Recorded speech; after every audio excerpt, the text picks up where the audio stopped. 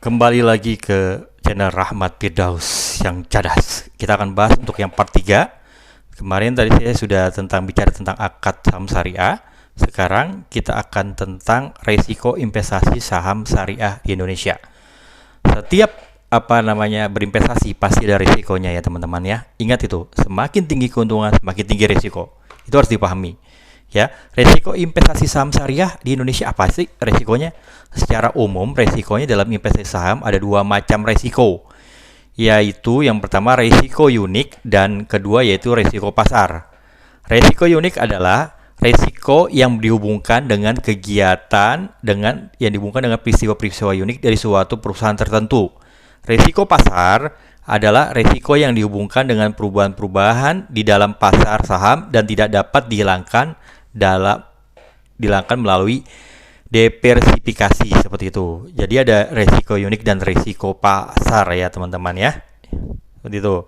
Nah, dalam emiten saham syariah Indonesia itu ada apa aja ya teman-teman? Ada yang namanya AALI, Astra Agro Lestari Tbk. Ya, nah ini ada ABBA, Mahaka Media Tbk. Ada juga S Hardware Indonesia Tbk. Ada juga Aset Indonusa Tbk. Ada juga Adikarya Tbk. Ada juga Adaro Energi Tbk.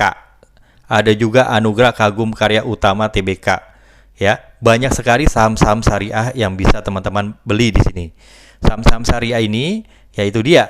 Sekali lagi ketika mau beli ini, teman-teman ini harus paham harga terendahnya berapa, harga tertingginya berapa, saat ini gimana kondisi keuangannya, terus gimana kinerja perusahaannya.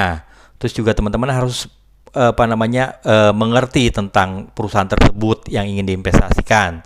Mungkin saat ini kondisi yang lagi bagus yaitu saham batu bara. Misalkan teman-teman pengen berinvestasi di saham batu bara ini juga bagus.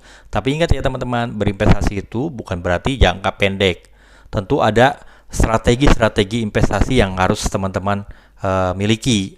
Salah satunya teman-teman ini ingat yang pertama adalah uang tidak boleh uang panas. Uang panas apa sih teman-teman?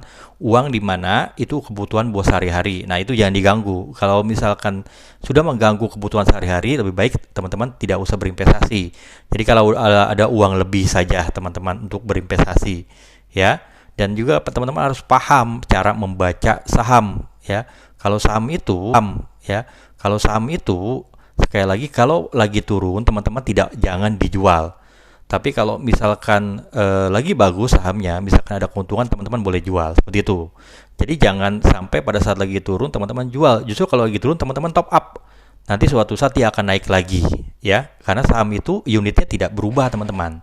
Itu uniknya. Dan kalau memilih saham syariah, biasanya di sini sistemnya ada bagi hasil. Biasanya nanti ada profit sharing. Begitu teman-teman. Paling tidak itu sedikit pengetahuan tentang saham syariah. Tetap semangat teman-teman, dan sekali lagi berpikir positif, selalu sehat, dan berpikir kita akan selalu maju ke depan teman-teman. Terima kasih. Nanti kita akan kembali lagi ke channel Rahmat Firdaus. Ya, assalamualaikum warahmatullahi wabarakatuh.